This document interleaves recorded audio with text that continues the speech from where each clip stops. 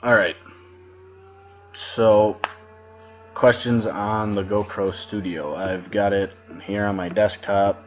I believe this other GoPro app that gets downloaded is just for storing garbage. I've got it on my own external hard drive, but I've got GoPro open.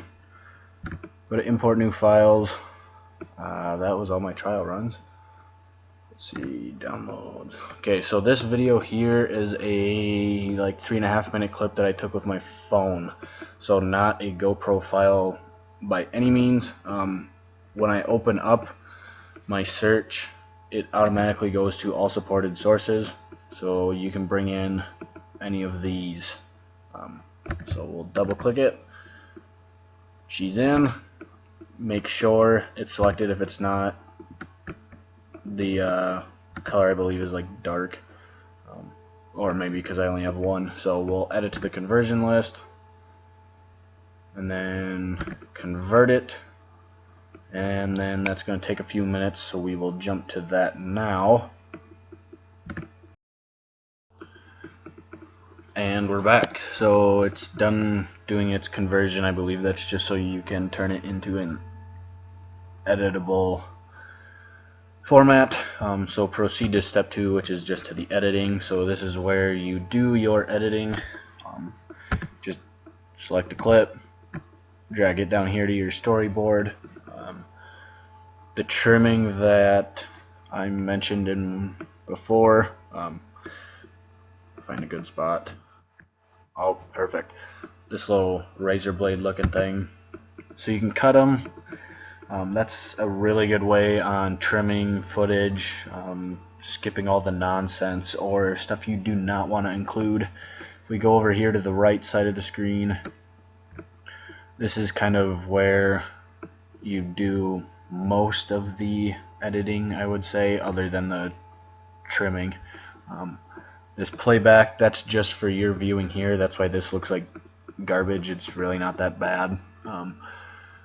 If you have the 3D view thing with the 2 GoPro setup, you can do that there.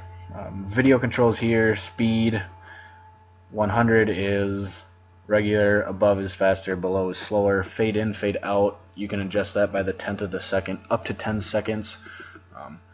So it's just fading in from black. Same thing here, fading out to black.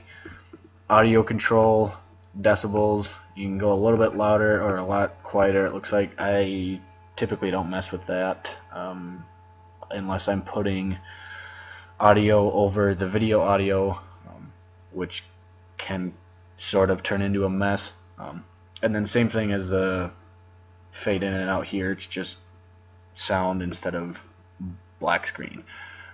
Scrolling down, white balance, you can kind of change what the screen or the footage will look like. You know, like this clip was filmed on a pretty overcast day, so I can change the temp and warm it up a little bit, or, you know, really ice it out, make it look like junk. So we'll get rid of that. Image controls, this is just what you do with your camera when you're taking photos. So, you know, long exposure lets in a lot of light, so it'll kind of wash things out.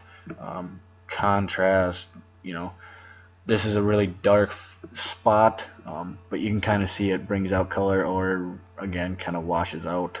Saturation again is to do with color, so again make it look really sunny or ancient.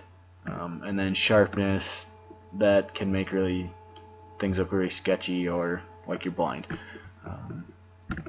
And then framing controls, so that's just what you're going to see in the final product. You can zoom in and out.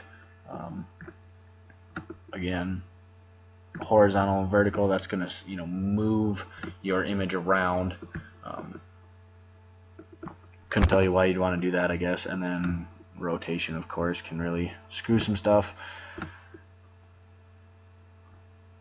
Not too sure what this guy is.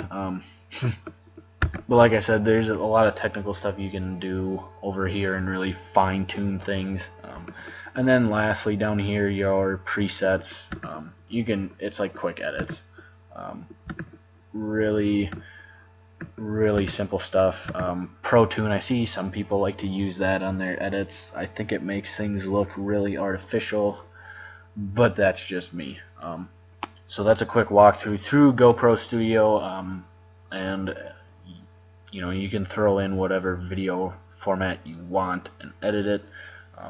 Sometimes, if we go back to the left here, the media button here, you can pull in, you know, all sorts of different stuff, music, you know, just really quickly here. Never mind. Oh, you know what? I don't have my iTunes really actually set up on this, so.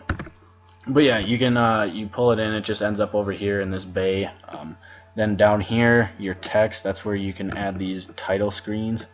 You can throw them in there or down here, and when they're down here, they show up on the screen, and you can move it around. But there is no way to align, center, nothing. On the right, here's where you do all of your font editing. There's no preset to, you know, drop the title in the center of the screen or the bottom of the screen, which is kind of a letdown.